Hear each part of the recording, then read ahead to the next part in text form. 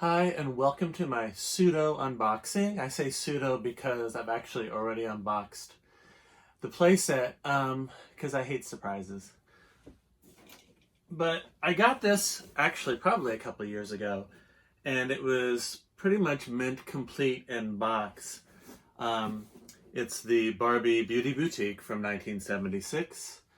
And what I find is interesting is it's very much a transitional piece between the vintage face sculpt, which we see here with, I think, free moving Barbie perhaps, and the superstar Barbie who just came out that year.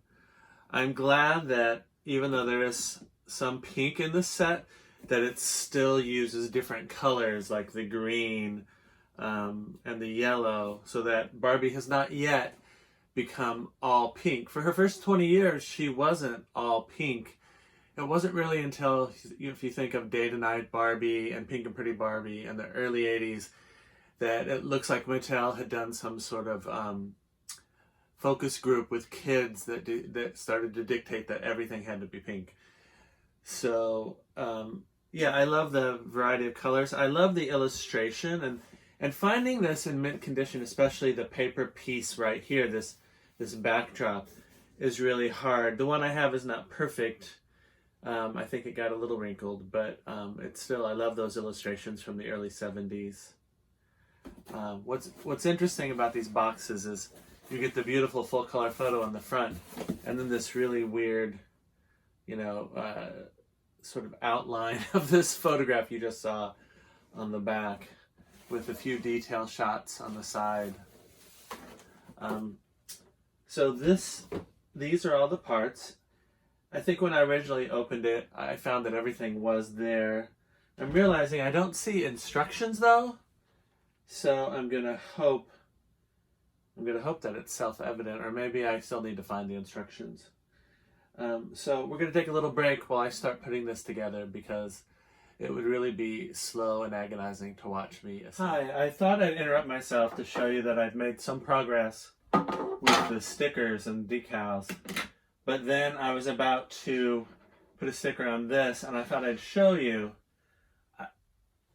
I'm not sure if anyone else gets intoxicated when they get to see these plastic pieces that are still connected to the little grid work, and you know that it's never really been played with by a kid yet. And also I thought I'd point out that if you're a newbie at doing this, I really think it's worth getting a tiny little piece of a tiny little pair of wire clippers, because it's better to be safe than sorry and to remove these really cleanly instead of just thinking that you can snap them out, because sometimes you'll end up breaking something that isn't supposed to give. So yeah, I always recommend using these when you have to take apart something like this. Even if it feels loose, I mean, the fact that this has stayed connected for 40 years, actually probably 44 years, means that it's a lot stronger than it looks. Plus, it's kind of like popping bubbles, only you actually get a toy prize at the end when you're finished.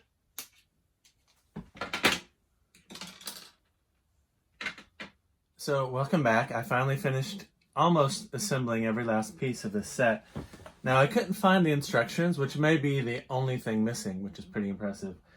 But all the decals and all the parts were pretty self-explanatory, especially going from what's on the front of the box. One thing that's interesting about reading the back of the box is that, well, first, back on the front of the box, I think you'll see free-moving Barbie wearing some blue pilgrims that match the smock. And what's really interesting, for me at least, is that Superstar Barbie is wearing pink pilgrims. Now, I don't know if any version of Superstar Barbie came with pink pilgrims, and maybe they shot this before the final production version of Superstar Barbie had been approved. But I found that interesting. But the box doesn't include either doll or pilgrim shoes, but it does have the smock. And what I find interesting is that it mentions a clothes hook and 2 hangers. And I didn't see anything to me that looked obviously like a clothes hook.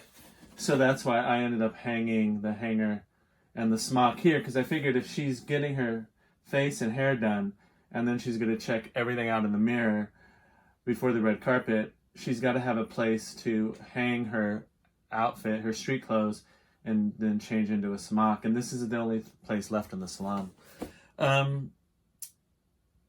also was kind of surprised to find this one sticker left on the label sheet that looks like two little control knobs and a vent of some kind. So I'm pretty certain that, you know, the vent would have to be for the hairdryer, because I don't see anything else here that vents. But I have no idea on a regular hairdryer where these controls would go. And in the picture, there is no label on the hairdryer, but I think I'm going to put the label on the hairdryer. So you're about to see Rogue stickering live and in person. It's going to stick it right there. Oops.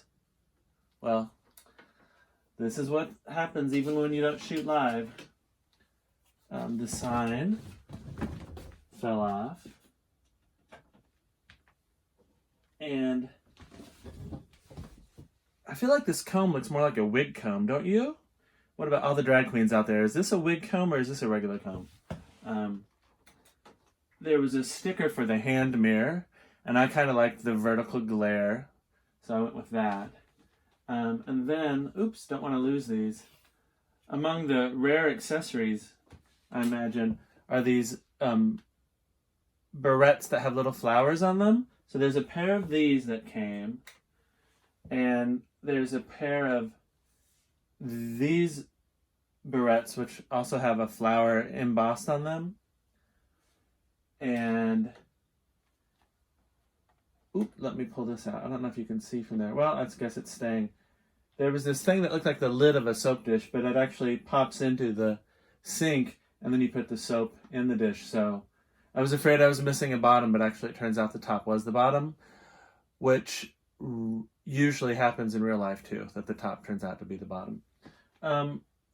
The towel rack is really fragile, so I think that's probably a rare accessory, especially when I've looked for them on eBay. The towel rack is usually completely broken off. So this is adjustable, the hairdryer, and the chair is also adjustable so that, you know, you can lower her to the sink. There's a little pump here and a little container in back. Oops. That if you want, you could fit. If you want this thing to smell of mold for the rest of eternity, you could fill this with water and run a little bit through the pump and ruin everything. But I'm not going to do that. The little counters here even have this secret storage, so you can put everything away in the storage. And I was also fascinated to see there are these things that came, and I didn't let you see me put them together, but there are these foam applicators, and I was afraid that the foam was missing, but then when I opened this little makeup case, I was thrilled and shocked to see that there's still makeup in there. And there was a long piece of foam here that I just cut in half, and I kind of have to assume it was intended for these applicators. So everything was included except the instructions. And I don't think Barbie's going to complain. In fact, why don't we ask her?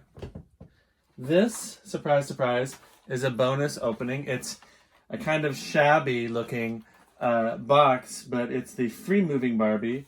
And let me see if I can see what year she came out of. 1974. So, you know, just 2 years before the copyright on this. And this is probably one of my 2 all-time favorite Barbie commercials. If you go on YouTube and look for free moving Barbie commercial, the theme song is very uplifting. I like it. I'm seeing that this is glued shut, which is interesting. Because Lord knows this tape, that's 46 years old, wasn't holding it in. So as you can see, there's a little bit of I don't know, flocking or mold on the liner, and really gross tape. She's got this little plastic thing that's just holding her in. So she should be easy to get out. God, she's in such amazing condition. It's been a while since I looked at her. I'm sorry I took so long to free her from the box. Other than a teeny little stain, she needs her legs dusted. And a lot of times with these 1970s dolls that are still in the box, with the plastic mostly intact even, you'll still get stains like dirt on their nose or lips from when they rubbed against the inside of the plastic, because, I mean, dirt is microscopic, so after 40 years it is going to get inside the box, unless we're talking an actual vacuum seal, which these are not. So I actually happen to have a little bit of water. I always start with water. Never start with the heavy stuff. Don't get out the big guns until you know you need it, like rubbing alcohol is good sometimes, but you don't want to use it any place where there's face paint. But I'm just going to see what I get, what kind of results I get if I rub her face. See, I think it's coming off just with water. Yeah, a lot of times that dirt, as bad as it can look, oop, that might take a little bit more. Uh-oh. Well, her chin, God, I hope that's not permanent. I'm going to try.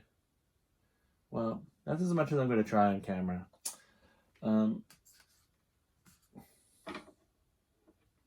But I would probably have to say that Free Moving Barbie has my favorite face of all the modern Barbies. Of course, I would love a number 1 and a number 3, blonde and brunette each. So that's 4 dolls. And I would love a brunette and an ash blonde side part American Girl. But besides those classic icons, I really do think that for Barbie's new look, as cool as the TNTs look, there's just something amazing about Free Moving Barbie. She's got the really long side part and that really innocent face paint. So let's see. I'm going to let her sit in there. I'm not going to bother with the smock just now. Oh, wait, she's got... Oh, you know what? I bet I just broke her. I didn't even think about that. Let's see exactly what happened in here. No, I see, she's ball jointed on the waist, which is very unusual. And I think it's just so that, I don't think she has any spring-loaded action. I just think she's meant to be able to like swing like this. Damn. So to bend her legs, I kind of have to grab her. Ooh, now she might have frozen legs. Let's be very gentle.